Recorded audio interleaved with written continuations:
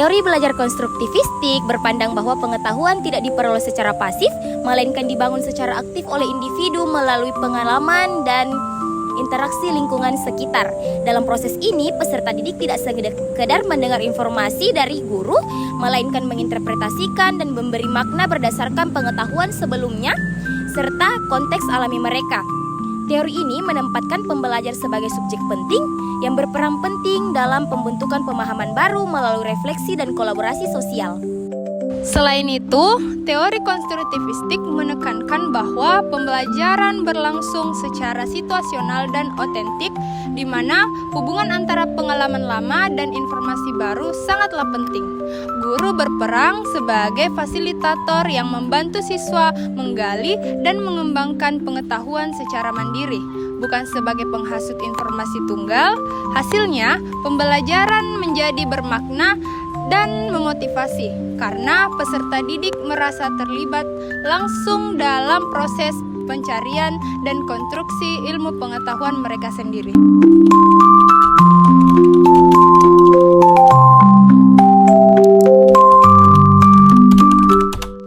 Jean Piaget dikenal sebagai tokoh utama dalam teori konstruktivistik yang menekankan bahwa pengetahuan diperoleh dari pengalaman dan struktur mental mereka.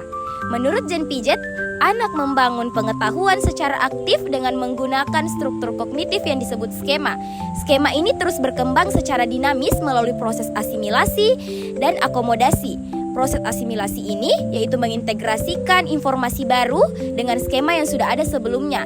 Sedangkan proses akomodasi ini mengintegrasikan atau mengubah skema yang sudah ada untuk menyesuaikan dengan informasi baru. Jean Piaget fokus pada perkembangan kognitif siswa, melihat bahwa pembelajaran adalah proses aktif membangun pengetahuan melalui tahap-tahap perkembangan tertentu dengan dipengaruhi oleh lingkungan. 1. Pembelajaran kimia disesuaikan dengan tahap perkembangan kognitif, misalnya praktikum untuk siswa tahap konkret dan teori abstrak hingga tahap formal. Yang kedua, siswa aktif membangun konsep kimia melalui eksperimen dan refleksi sesuai tahap kognitifnya. Nah, Lev Vygotsky mengembangkan teori konstruktivisme sosial yang menekankan bahwa belajar adalah proses konstruksi pengetahuan yang melalui interaksi sosial dalam konteks budaya. Pengetahuan dibentuk melalui dialog, kerjasama, dan dukungan dari orang lain seperti guru dan teman sebaya dalam proses pembelajaran. Nah, Lev Vygotsky menekankan bahwa proses pembelajaran terjadi karena adanya interaksi sosial dan budaya. Prinsip utamanya adalah konsep zona perkembangan proksimal, yaitu jarak antara kemampuan aktual siswa dan potensi kemampuan dengan bimbingan dari orang tua atau teman sebaya yang lebih mahir. Pertama, pembelajaran kimia dilakukan secara kolaboratif dengan bimbingan guru dan teman sebaya yang lebih mahir dalam zona perkembangan proksimal. Yang kedua, interaksi sosial dan diskusi kelompok dapat digunakan guna membantu siswa untuk memahami konsep-konsep kimia secara bersama-sama.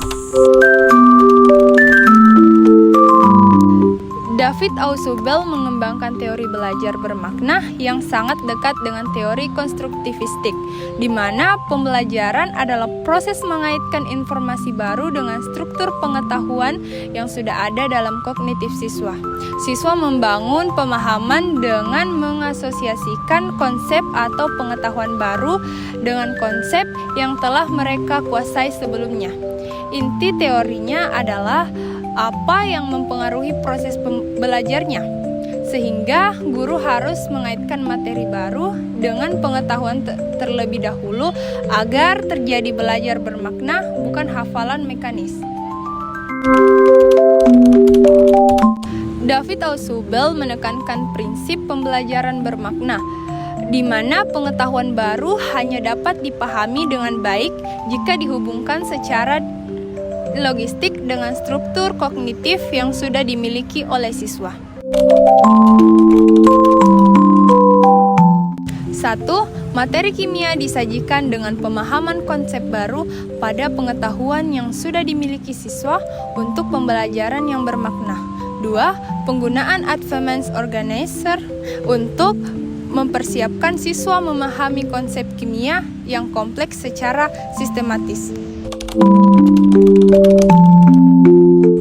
Menurut Brunner, konstruktivisme adalah teori belajar yang menekankan bahwa belajar adalah proses aktif di mana siswa membangun pengetahuan baru berdasarkan pengalaman dan pengetahuan sebelumnya. Brunner menegaskan pentingnya keterlibatan aktif siswa dalam proses belajar, di mana mereka bukan hanya menerima informasi secara pasif, tetapi mengorganisasi dan menginterpretasikan informasi tersebut secara aktif. Teori konstruktivistik Brunner juga menekankan penggunaan scaffolding atau dukungan sementara oleh guru agar siswa dapat mencapai pemahaman yang lebih kompleks secara bertahap.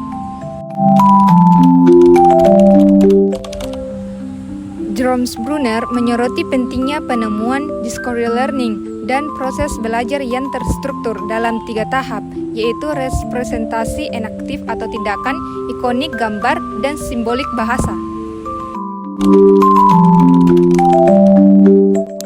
1.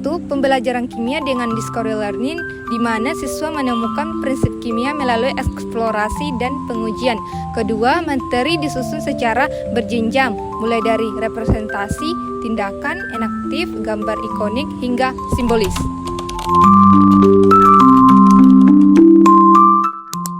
John Dewey yang dikenal sebagai bapak konstruktivisme filosofis memandang belajar sebagai proses aktif, interaktif yang berpusat pada pengalaman siswa. Selain itu, pendidikan adalah rekonstruksi pengalaman yang memberikan makna baru dan meningkatkan pengalaman selanjutnya. Menurut John Dewey, belajar harus berbasis pengalaman nyata dan relevan dengan minat dan kebutuhan siswa, bersifat interaktif, penuh pemecahan masalah dan kolaboratif. Ia juga memperkenalkan metode learning by doing, di mana siswa belajar melalui praktik langsung sehingga mendukung integrasi antara teori dan praktik nyata. John Dewey mengajarkan bahwa pembelajaran adalah proses esensial dan kontekstual, di mana siswa belajar melalui pengalaman langsung dan pembelajaran dengan kehidupan nyata. Pertama, pembelajaran kimia menggunakan pendekatan esensial dengan eksperimen langsung yang kontekstual dan relevan dengan kehidupan sehari-hari. Kedua, siswa didorong belajar melalui pengalaman nyata agar memahami konsep kimia secara mendalam dan aplikatif. Simon Pepper mengembangkan teori yang disebut konstruksionisme yang berakar pada teori konstruktivisme Jean Piaget. Pepper menegaskan bahwa pembelajaran terbaik ketika siswa secara aktif membangun pengetahuan mereka melalui proses membuat atau menciptakan sesuatu yang nyata dan bermakna bagi mereka.